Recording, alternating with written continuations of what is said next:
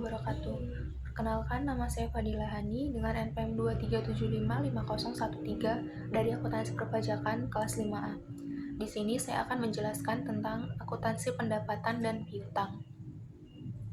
Yang pertama, saya akan menjelaskan tentang struktur organisasi pemerintah daerah, PPKD dan SPKD. PPKD merupakan pejabat pengelola keuangan daerah, dan SKPD merupakan satuan kerja perangkat daerah. PPKD merupakan entitas pelaporan, sedangkan SKPD merupakan entitas akuntansi. Dalam satu kabupaten hanya ada satu entitas pelaporan atau satu PPKD, yaitu Sekretaris Daerah, dan memiliki beberapa SKPD. Dalam struktur ini, Bendahara Umum Daerah dan Sekretaris Daerah termasuk dalam Badan Pengelola Keuangan dan Aset. Sedangkan SKPD-nya adalah setiap unit yang ada di dalam perangkat daerah tersebut. Selanjutnya yaitu hubungan PPKD dan SPKD, yaitu hubungannya adalah Head Office dan Branch Office atau kantor pusat dan kantor cabang. Kantor pusat hanya ada satu, yaitu PPKD, dan kantor cabang itu ada banyak, yaitu setiap SKPD. Jadi, untuk pelaporan eksternalnya dilakukan pelaporan penggabungan untuk setiap SKPD yang dikonsolidasikan laporannya menjadi satu, yaitu menjadi laporan pemerintah daerah. Adapun kontrol pencatatan antara PPKD dan SPKD, yaitu akun RK SKPD atau rekening koran SKPD yang ada di pembukuan PPKD. Terus, akun RK PPKD atau rekening koran PPKD yang ada di pembukuan SKPD. Selanjutnya yaitu PPKD dan SKPD. Menurut Permendagri nomor 13 tahun 2006, PPKD merupakan pejabat pengelola keuangan daerah, yaitu Kepala Satuan Kerja Pengelola Keuangan Daerah yang mempunyai tugas melaksanakan pengelolaan APBD dan bertindak sebagai bendahara umum daerah. Sedangkan SKPD, Satuan Kerja Perangkat Daerah, adalah perangkat daerah pada pemerintah daerah selaku pengguna anggaran atau barang. Berdasarkan Undang-Undang Nomor 17 Tahun 2003, tugas PPKD yaitu menyusun dan melaksanakan kebijakan pengelolaan APBD, lalu menyusun rancangan APBD dan rancangan perubahan APBD, melaksanakan pemungutan pendapatan daerah yang telah ditetapkan dengan peraturan daerah, kemudian melaksanakan fungsi bendahara umum daerah, menyusun laporan keuangan yang merupakan pertanggungjawaban pelaksanaan APBD, dan melakukan tugas lainnya berdasarkan kuasa yang dilimpahkan oleh kepala daerah. Kemudian tugas SKPD, yaitu menyusun anggaran satuan kerja perangkat daerah yang dipimpinnya. Kemudian menyusun dokumen pelaksanaan anggaran, melaksanakan anggaran satuan kerja perangkat daerah yang dipimpinnya, melaksanakan pemungutan penerimaan bukan pajak, mengelola utang piutang daerah yang menjadi tanggung jawab satuan kerja perangkat daerah yang dipimpinnya, kemudian mengelola barang, milik atau kekayaan daerah yang menjadi tanggung jawab satuan kerja perangkat daerah yang dipimpinnya, kemudian menyusun dan menyampaikan laporan keuangan satuan kerja perangkat daerah yang dipimpinnya. Selanjutnya adalah definisi pendapatan LRA. Pendapatan adalah semua penerimaan rekening kas umum, negara atau daerah yang menambah ekuitas dalam periode tahun anggaran yang bersangkutan, yang menjadi hak pemerintah dan tidak perlu dibayar kembali oleh pemerintah. Artinya, semua kas yang masuk tidak perlu dibayar kembali oleh pemerintah daerah, itu adalah pendapatan LRA. Selanjutnya yaitu klasifikasi pendapatan LRA. Di dalam pendapatan itu ada pendapatan asli daerah, pendapatan transfer, dan lain-lain pendapatan daerah yang sah.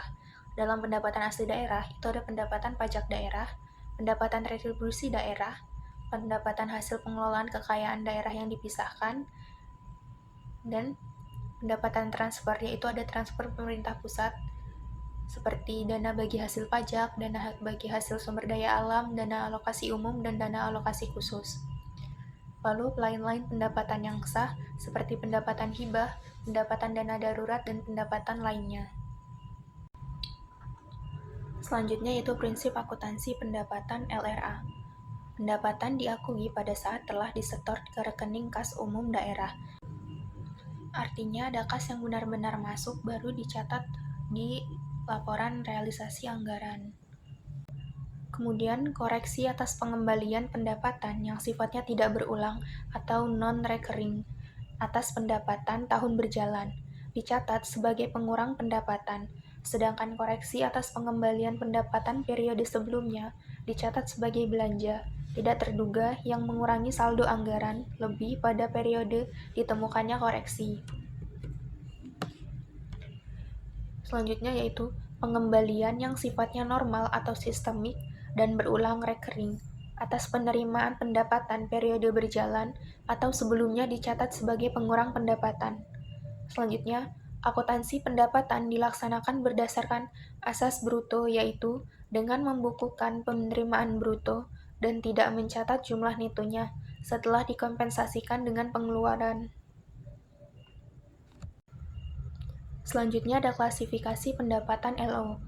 Yang pertama ada pendapatan pajak LO, kemudian pendapatan bukan pajak LO, pendapatan hibah LO, dan pendapatan lainnya. Kemudian ada definisi pendapatan LO, atau hak pemerintah daerah yang diakui sebagai penambah ekuitas dalam periode tahun anggaran yang bersangkutan dan tidak perlu dibayar kembali.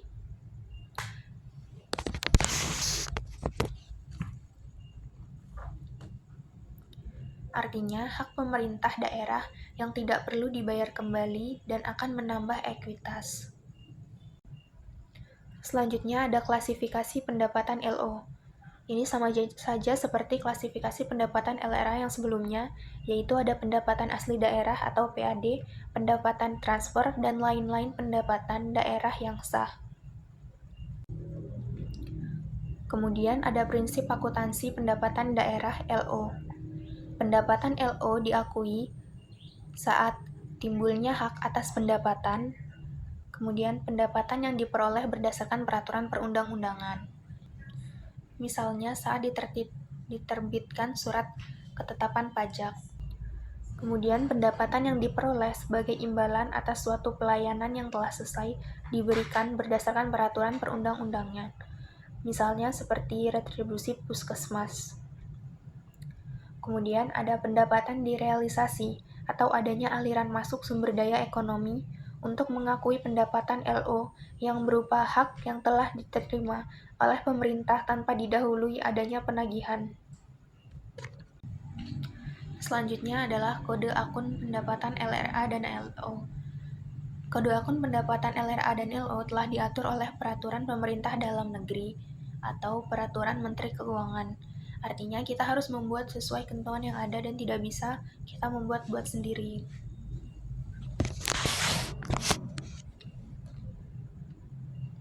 Kode akun LRA yaitu atau laporan realisasi anggaran untuk pendapatan LRA kode akunnya 4, kemudian belanja 5, transfer 6, dan pembiayaan 7. Kemudian kode akun LO atau laporan operasional pendapatan laporan operasional itu kode akunnya 8 dan untuk beban adalah 9.